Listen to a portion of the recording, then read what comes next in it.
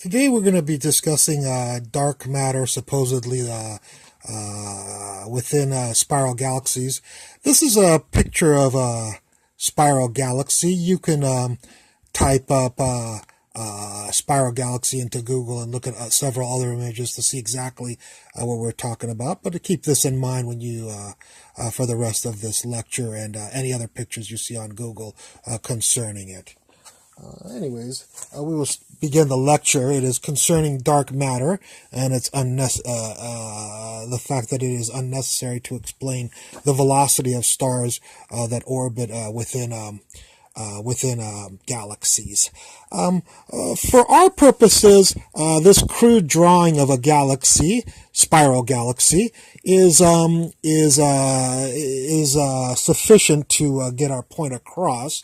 Of course, galaxies are made up of hundreds of billions of stars, but the most important parts of a galaxy, the more relevant parts that we're going to be concerned with, is the spherical center, the disk shape that surrounds the sphere, and of course the outer arms which define a spiral galaxy.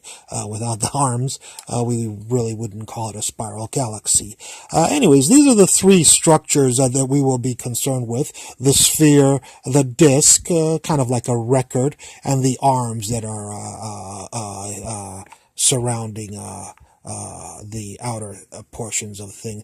What I'm going to do, the galaxy, what I'm going to do is cut the galaxy in half and just look at half of the galaxy and only one of the arms. That will be sufficient, of course, to get our point across.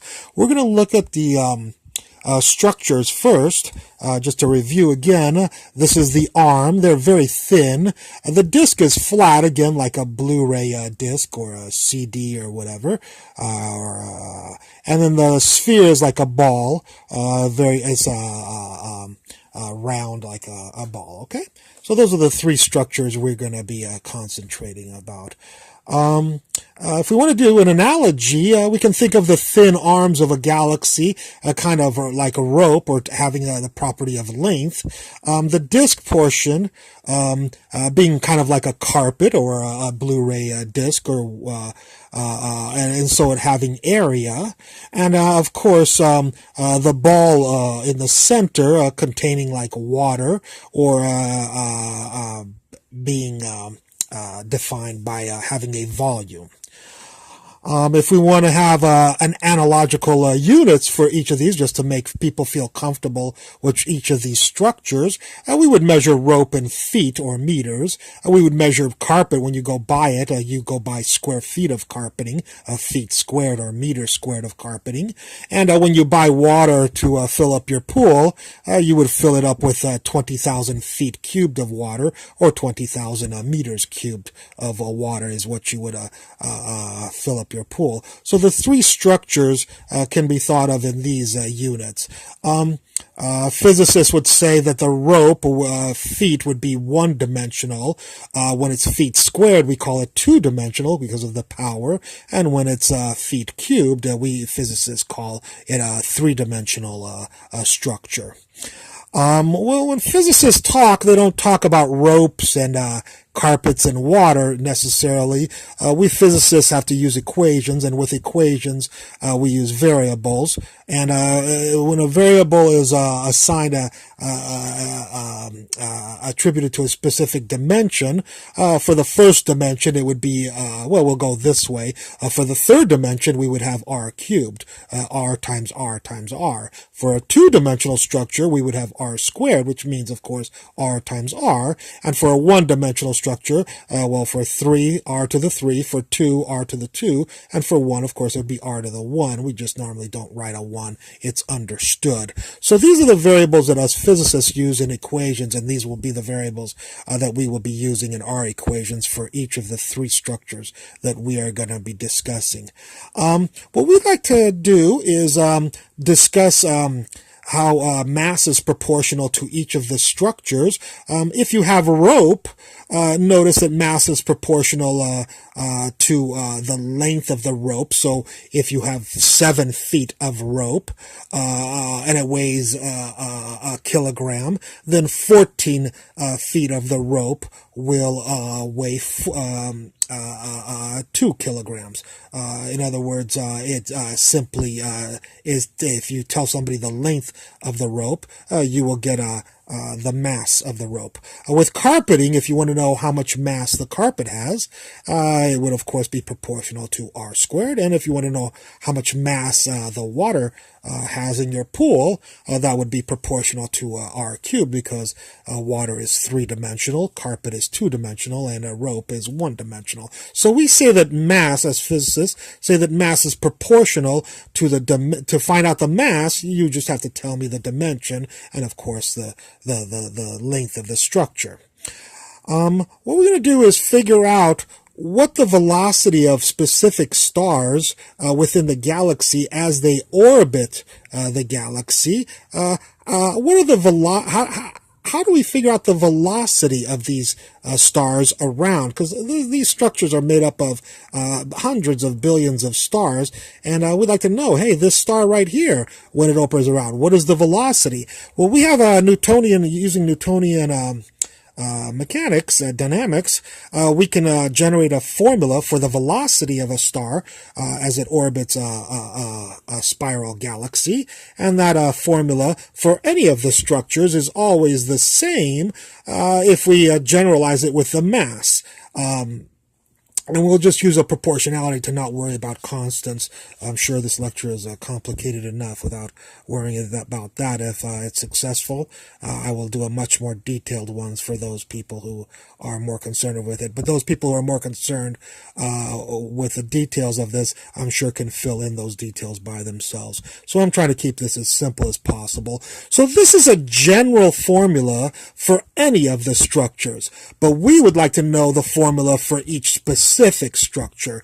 Notice that each of these have a mass in here. What we're going to do is, since mass is proportional to each of these three quantities, we're going to put these three quantities within this equation. So this r will go into here, this r squared will go into here, and this r cubed will replace the m here. And that's what I've done here. Notice the m is gone, the m is gone, and the m is gone, and it's replaced with the r cubed, the r squared, and the r. And so what we have here is now a velocity formula for stars that orbit inside spiral galaxies, but they're specific to the structures that are in. Are they in the sphere, or are they in the disk, or are the stars in the arms? And these will give us the velocity, the proportionality of the velocity to each of these structures.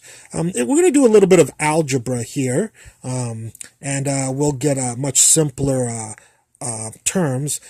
So now we notice that the velocity is proportional to r, square root of r, and 1 if you do the algebra on these and simplify them to these mathematical terms.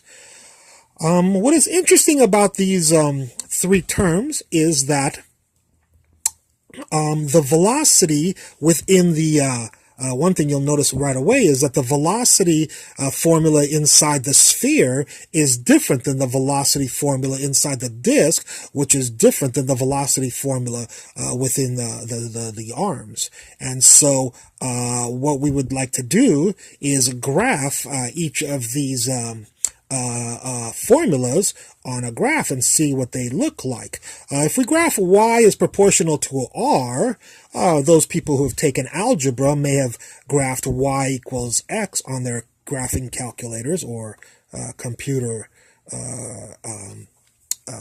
graphing capabilities. And when you graph y equals x, you get a linear line like this. If you, those same people may have been asked by their teachers to graph y equals the square root of x, or v is proportional to the square root of r. If you graph y equals the square root of x, you will get this shape right here for square root dependence. And finally, if you graph v is proportional to 1, where there's no dependence on r, since it's 1, it's very constant. So if you graph y equals 1 on a graphing calculator, you'll just simply get a straight line like this. So we notice that the velocity of stars within a spiral galaxy have this distribution for velocity versus radius curves. Why is that important? Well, in 1964, Vera Rubin was studying a multitude of spiral galaxies, and she received the exact same, deduced the exact same, or measured the exact same velocity distributions, not from this analysis, and definitely not from any analysis concerning dark matter, but she did this experimentally by actually measuring the velocity of the stars. So she approached it experimentally. I'm approaching it theoretically. I'm explaining what her observation, why her observations are as they are. The reason that this is important is because up to now, as far as as I know, I have never seen anybody do this type of analysis. Most physicists attribute Vera Rubin's results to a mythical idea called dark matter. Now, if you look up dark matter and you say, what is dark matter? No physicist or cosmologist or astronomer, astrophysicist can tell you what dark matter is. They do not know it. They can't see it. And it's a mythical beast, to say the least. I hope that with this lecture, we find that dark matter, this mythical matter that nobody has seen or measured, is totally unnecessary in the analysis and the prediction of Vera Rubin's results. That is needed is the Newtonian mechanics that was generated this simple general velocity formula for stars orbiting the centers of spiral galaxies. I hope you like this lecture, and I look forward to any comments you have concerning it. Thank you very much. Bye.